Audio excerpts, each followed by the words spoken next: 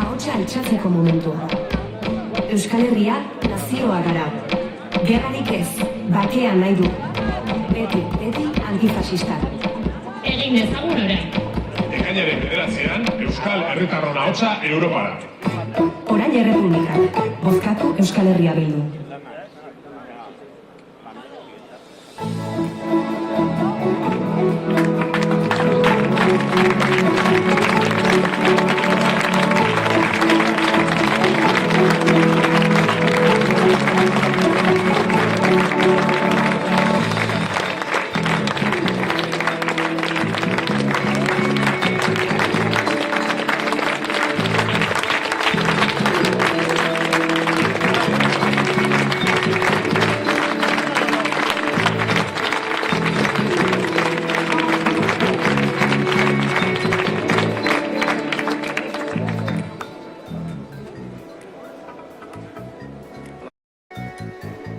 Arratsaldeon danoi, eta ongi etorri gaurko ekitaldi honetara.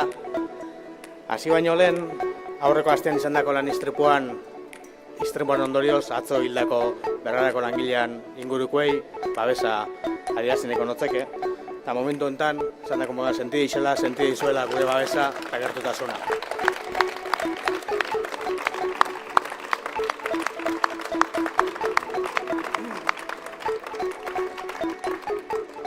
Eta hemen gare berriz, hauteskunde kanpaina baten burura sartuta, emoten dago etengabe hauteskunde kanpainan garela, baina askotan Bildutik esaten du moduan, hauteskunde kanpainak emoten dozku aukera gure komunitatea elkartzeko, eta gudanok alkartuta determinazioz parez-parea dauzkagun erronkei heltzeko aitzak izadi ez. Eta egisa kanpainak esfortzu gehigarri bat eskatzen dozkula azkenengo sprint bat, baina benetan lanein eta legitimitatea lortu hauteskundez kanpaina eta kanpaina arteko urtetan eitzen dala. Eta hori ondo dakigu Bergaran. Gero eta gehiago da Bildun komunitateak eta proiektuakin bat eitzen dugunok, komunitatea josi eta zabalduz, bai udalgintzan eta bai herrigintzan egunero eitzen dozuen lanari esker. Oindala gaur urte bete, udal hauteskundeak irabazi ginuzen, aurretik eukitzako emaitzak hobetuta gainera eta hor, uste testigua da gure udaltaldea osatzen daben 10. zinegotzisa. Eta gaurko solasaldi hau, ekitaldi hau, aprobetxo nahiko ginuke gure komunitate honi eskerrak emoteko eta geure artean elkartzeko gune goxo hau sortzeko. Askotan tartik ez du hartzen olakotarako eta hori be oso importantia data.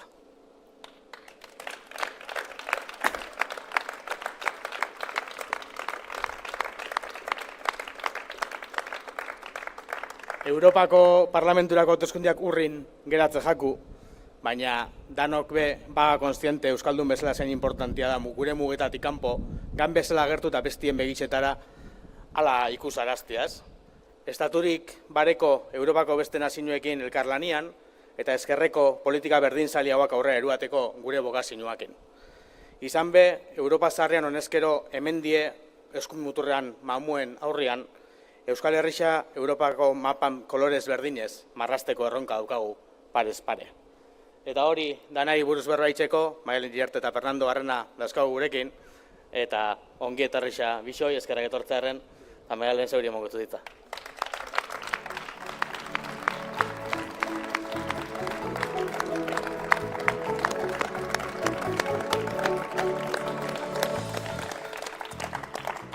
Arratsaldeon guztioi, nik eskerrak eman nahi dizkizuet, gorkak eman dizkizuen bezala, baina zorionak ere eman nahi dizkizuet. Izan ere egia da, gaur urtebete izan ziren udal eta foru hauteskundeak eta Bergaran Euskal Herria Bildu lehenengo indar politikoa izan zen. Baina are gehiago, Gipuzkoan Euskal Herria Bildu lehenengo indar politikoa izan zen. Euskal Herria Bildu da Gipuzkoako lehenengo indar politikoa, Gipuzkoako herritarrek eman ziguten konfidantzagatik, eta konfiantza hori guk ardura bihurtzen dugu, jendearen bizitza hobetzeko ardura bihurtzen dugu. Baina nik azpimarratu nahi nuke badagoela beste gauza bat politikoki ere asko interesatzen zaidana, eta da Euskal Herria Bilduren etengabeko hazkunde horrek ekarri duela politikara aldaketa bat, transformazio bat ekarri duela Euskal Herriko politikara.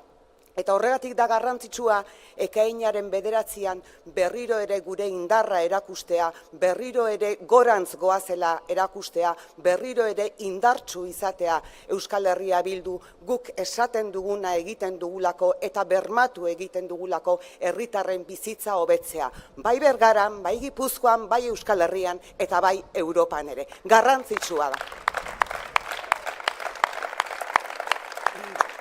Efectivamente, hace un año se celebraban las elecciones municipales y forales y Euskal Herria Bildu ganó en Bergara y es la primera fuerza política de Bergara y ganó las elecciones en Guipúzcoa y somos la primera fuerza política de Guipúzcoa porque los hombres y mujeres de Guipúzcoa depositaron su confianza en Euskal Herria Bildu y nosotros y nosotras convertimos esa confianza en trabajo, convertimos esa confianza en trabajar cada día para mejorar la vida de todos y de todas las guipuzcoanas. Lo hacemos sin parar cada momento de nuestro tiempo y lo vamos a seguir haciendo. Pero lo que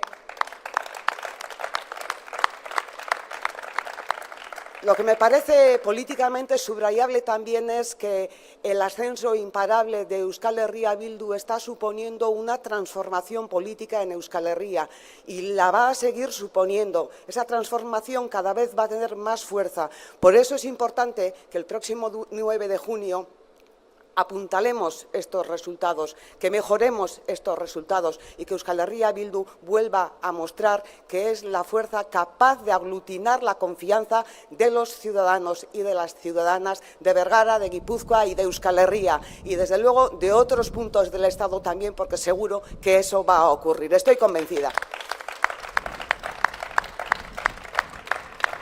Eta hau guztia beti esaten dugun bezala, litzake posible izango zuen guztion lanagatik izan ez palitz.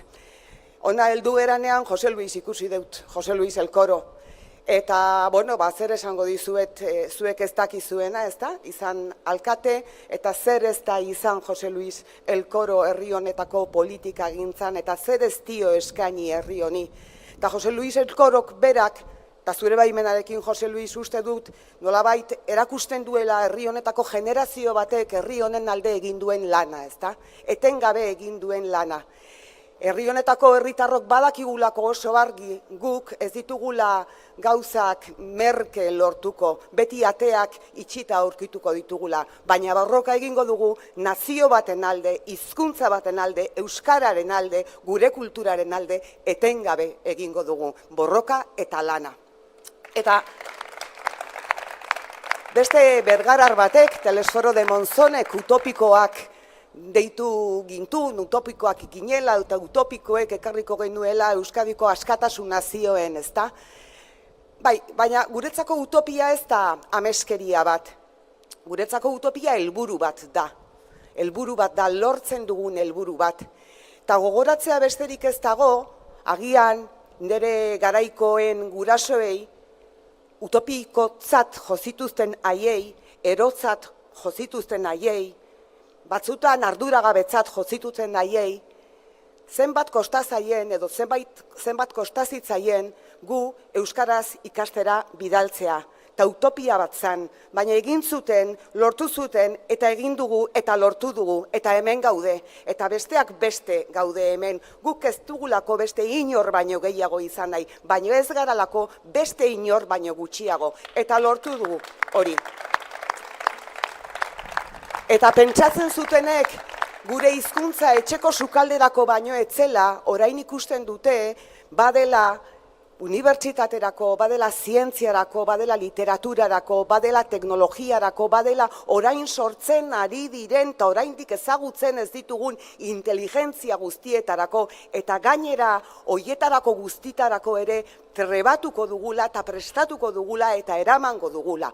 Horregatik da garrantzitsua une honetan euskarari behar dituen egitura egonkorrak ematea. Eta hori egingo dugu hasi udaletatik eta gainerako erakunde guzti guztietan, baina baita Europako Parlamentuan ere. Han ere bai, eta egingo dugu kalean, egingo dugu jendearekin, egingo dugu euskararen aldeko eragile guztiekin. Beti egin dugun bezala, egingo dugu etengabe lana eginaz, baina lortuko dugu. Oraingo honetan ere lortuko dugu askotan etorkizuna ilun edo nahasi edo ulert zaila egiten baldin bazaigu ere. Oraingo honetan ere egingo dugu. Izan ere oso garai zailetan egin ditugu beste hainbat gauza. Oso garai zailetan esan dugu utopikoak izango ginela. Oso garai zailetan izan ere gu, eta Telesforo datorkit burura, atzo Oiartzunen egon nintzen, eta kontatu zidaten 1936 urtean gerra edo altxamentu fascista astear zegola, ze atetatik alde egin zuen Telesforok. Merezi du bertara joatea, Arizmendienea baserrira joatea eta ikustea. Eta esaten ari nintzena, sufritu duguna, gu garelako Gernikako edo Durangoko edo Otxandioko suntsitu nahi izan zituzten gizon emakume haien seme alabak, baina odola eta heriotza ekarri baldin bazuten ere ez gintuzten suntsitu, eta onaino iritsi gara. Eta nik neuk ezagutu ditut frankismoaren azkeneko urteak, eta zuetako batzuk ezagutuko zenituzten urte horiek guztiak. Eta askotan pentsatzen dute, ze zaila den bertako mina, bertako eskubide falta, bertako zapalkuntza ongi transmititzea, ze zaila den, ez da pelikula bat, ez da bideojoko bat, ez da PlayStation, oso gogorra da, eta hori transmititu egin behar dugu, ultraeskuinaren mamu hori, gero Fernando Kondo kontatuko digun bezala, berriro ere gainean daukagulako. Eta gu izango gara arresi bat, Euskal Herria Bildu izango da berriro ere herri honetako gizon emakumeekin batera arresi bat, arresi handi bat ultraeskuinaren kontra eta fascismoaren kontra, fascismoari aurre egingo diogulako gauden tokian gaudela eta beti. Eta hauek ez dira hitzutsak. Ez dira hitzutsak eta azken egun hauetan errepikatzen ari naiz. Ez dira hitz hutsak. Guk esaten duguna egiten dugu. Eta hau esaten dizuet, hain zuzen ere egunotan etengabe entzuten ari naizelako Pepe Voxen aurka zenbat arituko diran batzuk. Bai, baina lurralde honetako edo Gasteizko lehen indar politikoa, hau da Euskal Herria Bildu baztertzea, ez da matematika. Hori autu politiko bat da. Partido Popular eta Voxekin batera egindako autu politiko bat da. Beraz, hitzak erdi ustelak izan daitezke. Eta guk hitzak bai, baina ekintzak ere bai. Ekintzak ere aurrera eramango ditugu. Hau ez da bakarrik etorriko. Hau ez da bakarrik gertatuko, danon artean egin beharko dugu. Danon artean egin beharko dugu, orain arte egin dugun bezala. Askatasuna ez da bakarrik etorriko, askatasuna danon artean eraikiko dugu. Eta bidea izango da demokrazia gehiago, bake gehiago, justizia gehiago, eta hariko gara lanean Euskal Errepublika, euskaldun, feminista, berdinzale eta justizia sozialean oinarritutako bat erdiesten dugun arte. Eta orduan hori erdiesten dugunean jarraituko dugu lanean etengabe orain arte egin dugun bezala. Esaten dizuedan bezala, askatasuna ez da bakarrik etorriko, askatasuna elkarrekin egingo dugu. Gurea, askatasuna delako. Gora Euskal Herria askatuta. Eta orain zuekin gai hauek eta beste hainbat gai Europako Parlamentu horretan ordezkatuko dituen eta eskarmentu handia duen Fernando Barrena. Txalo bero bat.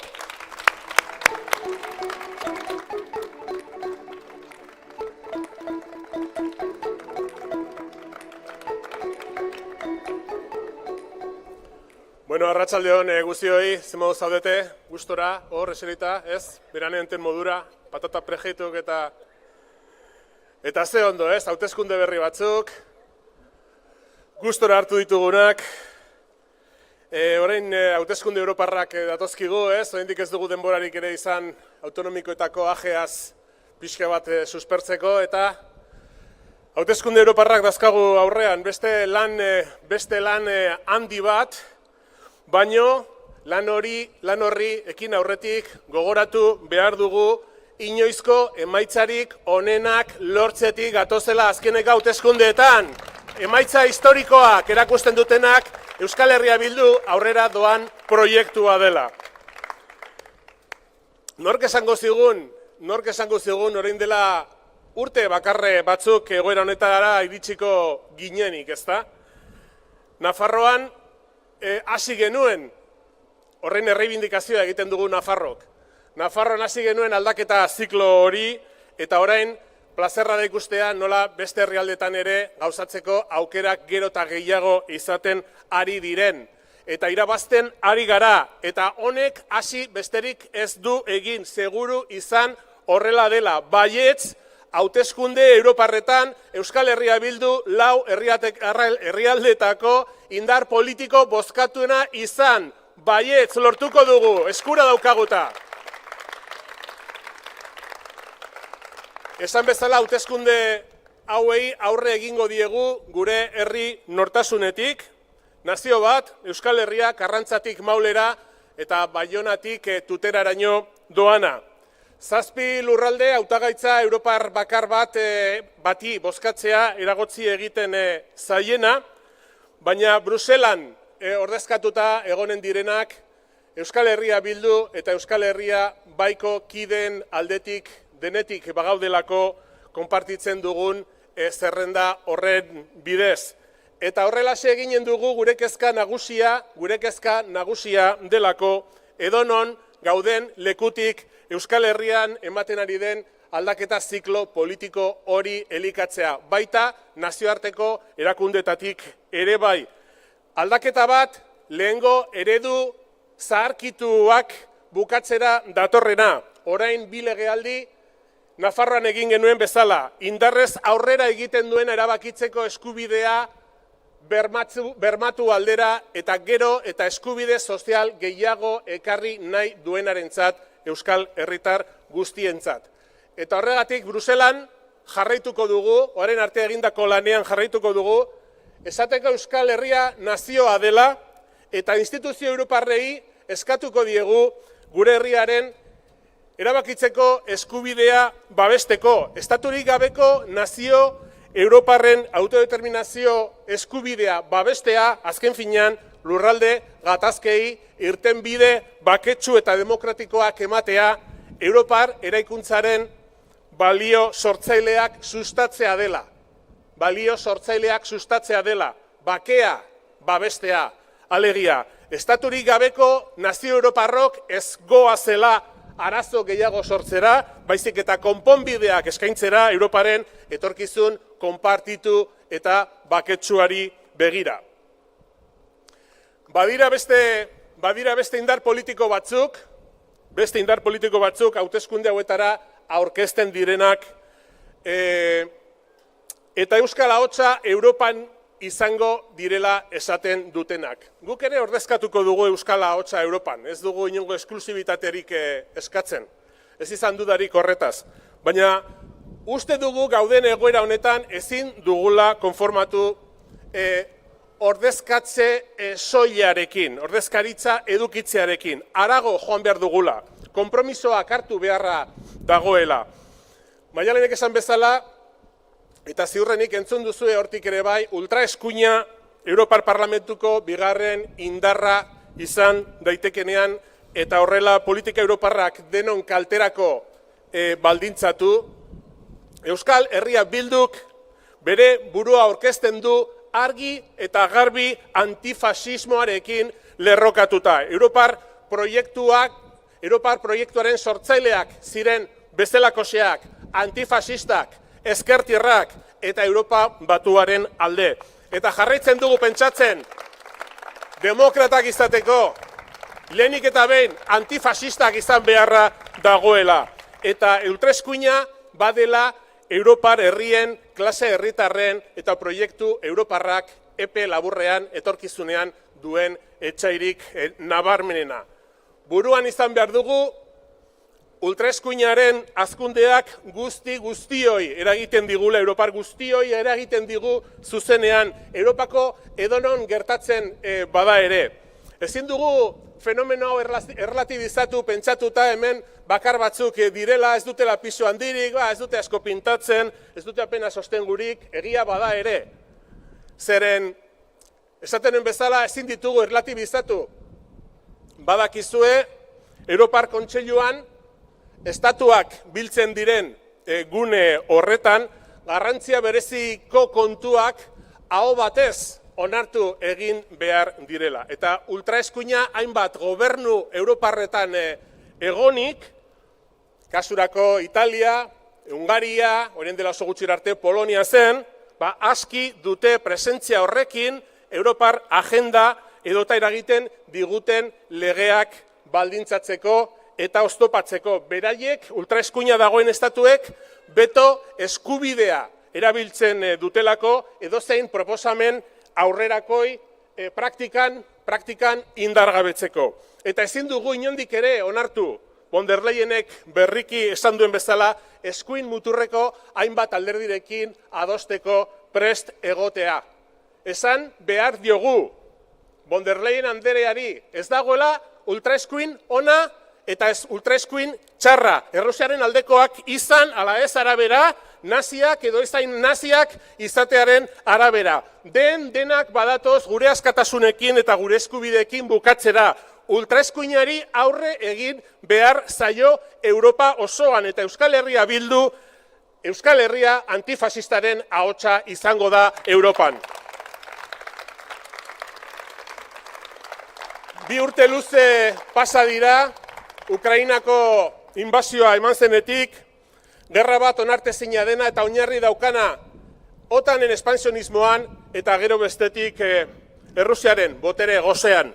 Eta orain esaten ari zaizkigu, gerrarako prestatu behar duguela eta NATOk eta estatu batuek exigitzen diete Europar Batasuneko estatukidei presupuestoaren 2% dedikatu behar dutela gastu militarretan sartzeko. Guk horren aurrean zera esan nahi dugu? Lehenengoa, gatazka politikoak konpontzeko elkarrizketa eta nazioarteko erakundeen diplomazia lehenetsi behar dela. Gatazkak ez direla konpontzen arma gehiago Ukraina edo Israelera bidaliz eta salduz, ez da zentsura ezarriz ere, beraiek egiten duten bezala. Eta 2, Nazio Batuek eta Europar Batasunak berak beste paper aktibo bat jokatu behar dutela konponbideak bilatzeko orain arte jokatu ez dutena. Eta hori salatu behar dugu ez dutela egiten hain zuzen Estatu Batuen kanpo politikaren interesen menpeko jarrera bat badaukatelako. Bakea, Europar Batasunaren balio sortzaileetako bat da eta horregatik ez da inondik ere onargarria egoera horien aurrean, gatazka egoeren aurrean, Europak beste norabaitera begiratzera. Ez da onargarria eta ez dugu onartzen.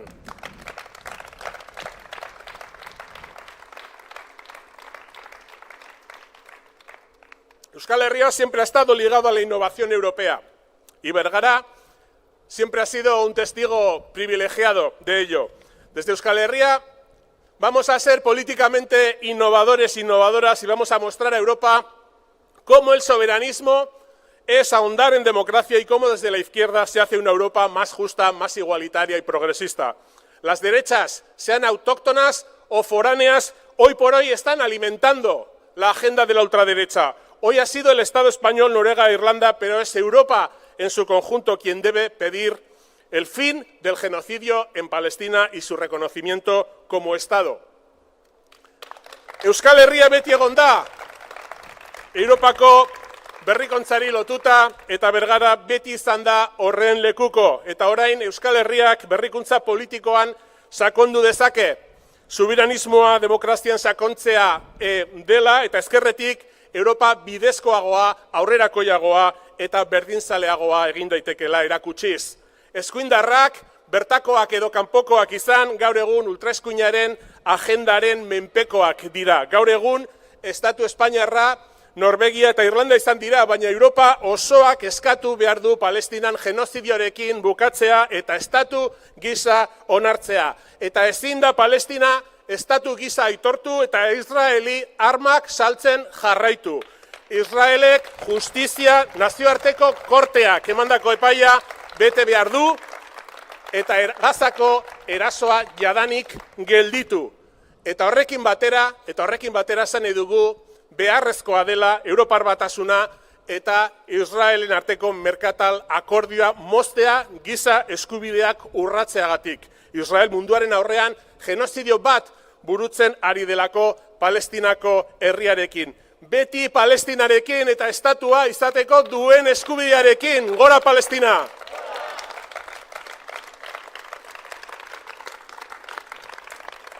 Badaukago egoera batez, nabarmena da, gerrak, gatazkak, areagotzen ari dira, gastu militarraren handitzea lehen aipatu dugu eta gero eta maizago entzungo duzu medioetan, hori guztia baliatuko dute austerizidio berri bat justifikatzeko.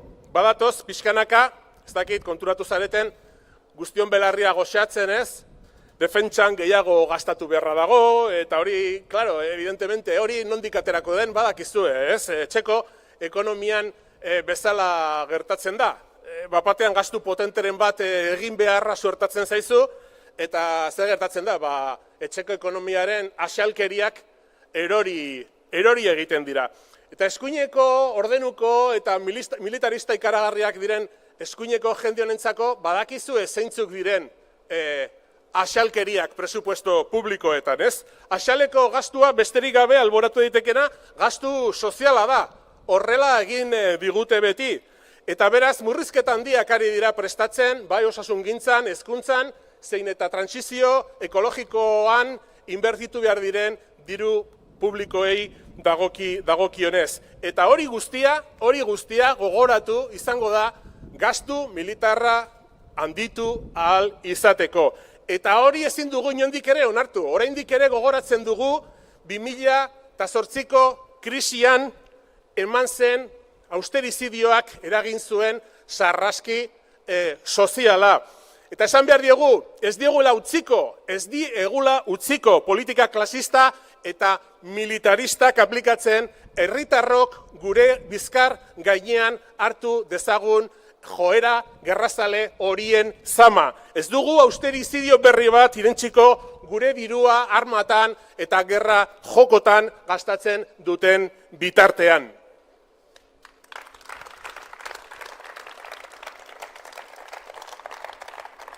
Uste dut kanpaina honetan ere derrigorrezkoa dela Europa harresia politikaz eta errefuxiatuetaz hitz egitea. Badago martxan asilo eta migrazio politika onartu berri bat, inongo esageraziotan erori gabe arrazistatzat jo daitekena. Migratzekoa ez duena hartzen giza eskubide bat bezala. Atxiloketa guneak mantentzen dituena Europako kanpo mugetan, migrariak atxilo egiten dituena larruaren kolorearen arabera, hemen Bidasoako mugan gertatzen ari den bezala, edota neuri ikaragarriak martxan jartzeko asmoa daukana, aur migrariez lagunduen atxiloketa legala izatea, kasurako, astakeri bat iruditu dezaken arren, hau da onartu egin berri den hoietako neurri bat, eta martxan ikusiko duguna ziurrenik datorren urtean. Eta guk esan beharra dagu hori ez dela inondik ere guk nahi dugun Europa.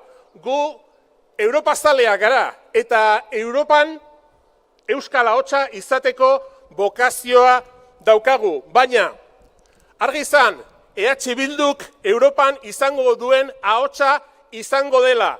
Euskal Herri osoko ahots bat, ahots antifasista bat, antimilitarista eta bakearen aldekoa, eta sinisten duena Europa autonomo eta subirano batean, eta ez gureak ez diren beste interes batzuen menpekoa, eta zehazkiari naiz, NATOri buruz eta estatuen kanpo politikari buruz. Euskal Herriak ezezkoa eman zion NATOri referendunean 1986an, eta harrotasunez defendatuko dugu herri garaipen hori Europar instituzioen aurrean.